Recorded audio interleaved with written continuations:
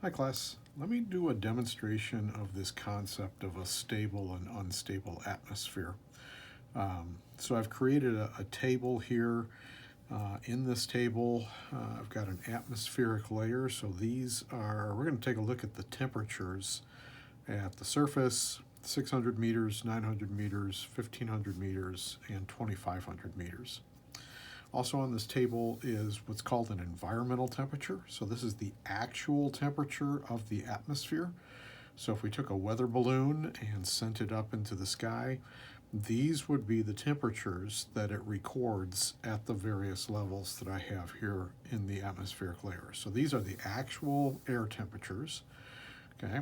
And these will be the temperatures of the air outside the hot air balloon or outside of the air parcel. Okay, the air parcel or adiabatic temperature is what we're going to have to calculate to determine whether the atmosphere is stable or unstable. Okay, so let's get started.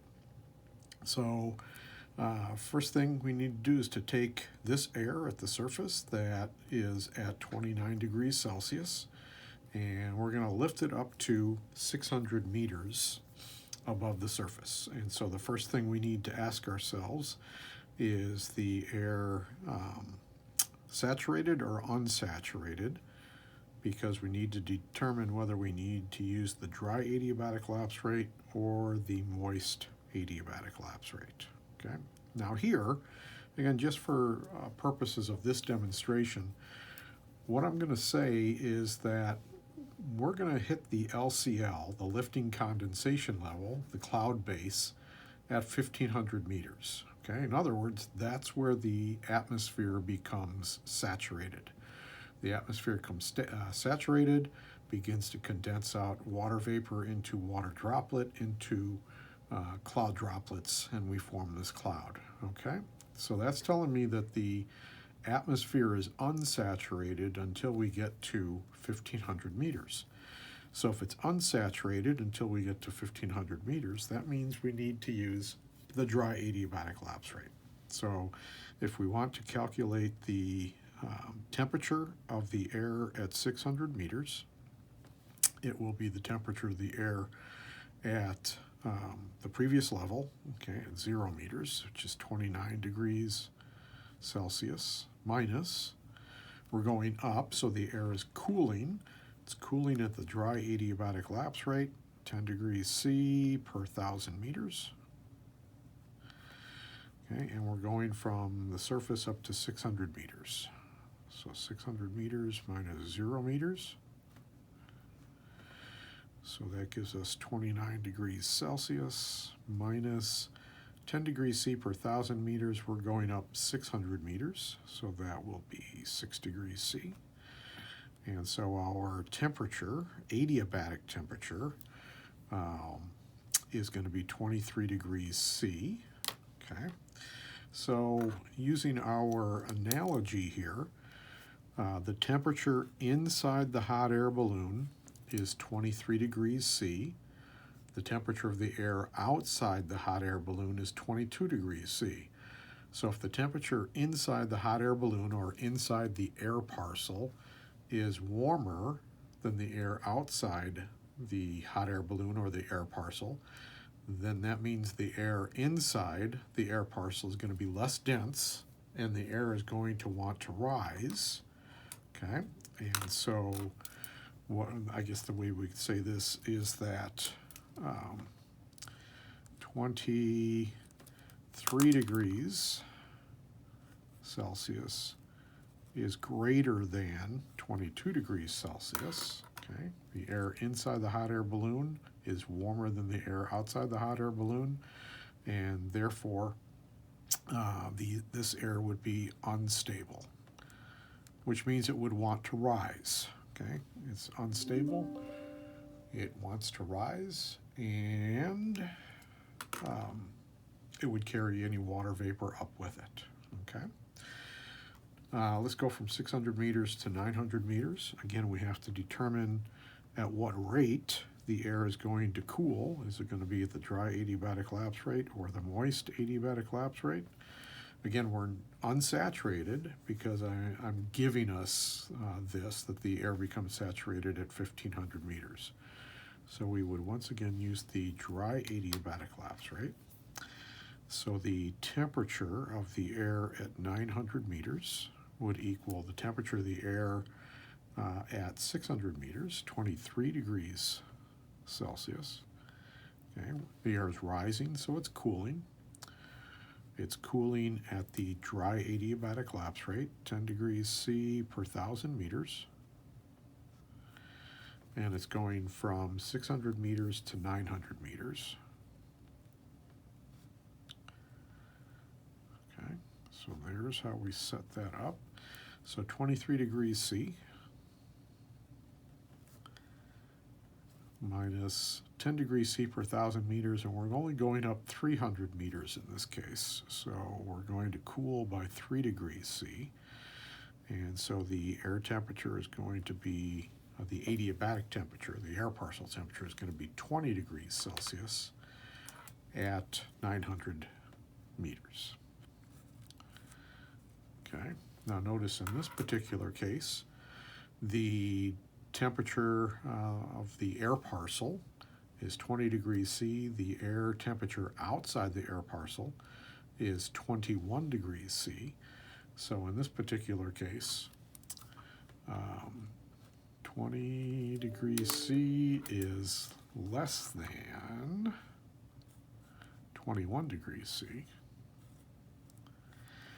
Okay, so if the air inside the hot air balloon or inside the air parcel is colder, it's going to be more dense, and therefore at the 900 meter level, this air is going to be stable. Okay, so it wants to kind of stay where it is, maybe sink a little bit, but there are other factors at work that might force it to rise. So we still have to calculate what's going on above this. Okay, so now we go from 900 meters to 1500 meters. Again, we have to determine at what rate the air is going to cool. Is it going to cool at the dry adiabatic lapse rate or the moist adiabatic lapse rate? Well, we haven't reached saturation yet, so it would cool at the dry adiabatic lapse rate. So the temperature of the air at 1500 meters will be the temperature of the air at 900 meters, 20 degrees C, minus, because we're rising, when the air rises, it cools.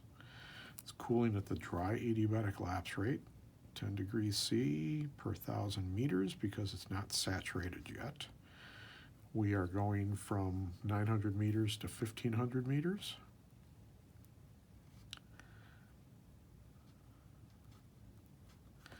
Okay, so there's 20 degrees C minus 10 degrees C per 1,000 meters. We're only going up 600 meters, so we're going to subtract 6 degrees C. And so the temperature at 1,500 meters is going to be 14 degrees C. All right, so at 1,500 meters, the air inside the air parcel, or inside the hot air balloon, depending on how you want to look at it, is once again greater than the air outside the hot air balloon or outside the air parcel. Okay? Being warmer, it's going to be less dense, and therefore at 1,500 meters, we are once again unstable.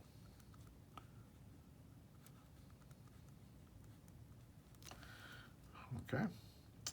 Now we hit the lifting condensation level. We begin to condense out water vapor into a cloud. So we have our cloud over here on the side. Okay, and so now when we go from 1,500 meters to 2,500 meters, the air is going to cool because it's rising. Is it going to cool at the dry adiabatic lapse rate or the moist adiabatic lapse rate?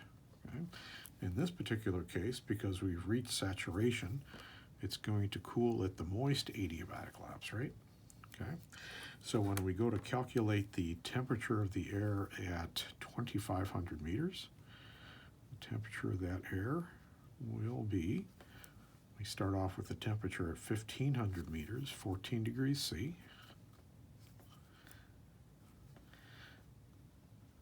Okay, the air is rising, so it's cooling. Okay, but now it's going to cool because we're condensing water vapor into liquid water, releasing 600 calories of energy per gram of water being condensed into the atmosphere. That's literally releasing heat energy into the atmosphere. And so we're going to slow down the rate of cooling to 5 degrees C per 1,000 meters. Okay, we're going from 1,500 meters to 2,500 meters.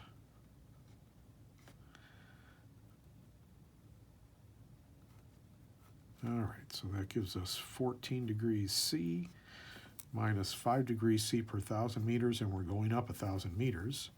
So this air will cool by 5 degrees C, and the temperature of the air at 2,500 meters then would be 9 degrees C.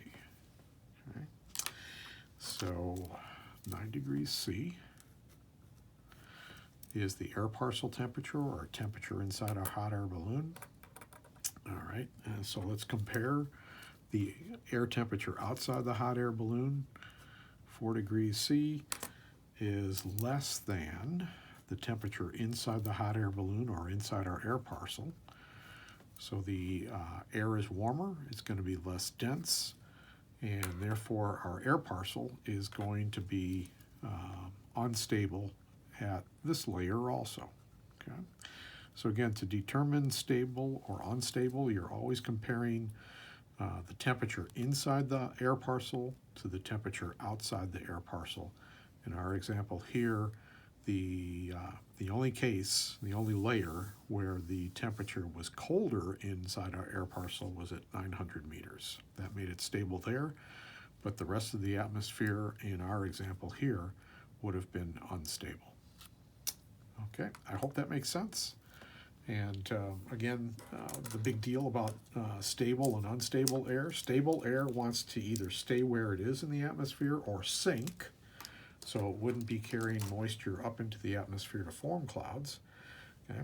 An unstable atmosphere the air will want to rise and carry water vapor up into the atmosphere. We see this in springtime. A lot where the air at the surface is getting warmer and the air in the atmosphere itself is really cold still because we're coming out of winter. So in springtime, that's where we see really unstable atmospheric conditions and the potential for thunderstorms. You know, if I'm going to ask you, when do you get your really severe thunderstorms? Well, it's typically April and May. At least here in the Midwest, because that's when surface temperatures are starting to warm up, but the environmental temperature, the atmosphere is still really cold. So that creates really unstable conditions. It gets air wanting to rise very quickly and carrying that water vapor up into the atmosphere with it. Okay, so we'll talk about that more when we get to our section on thunderstorms and tornadoes.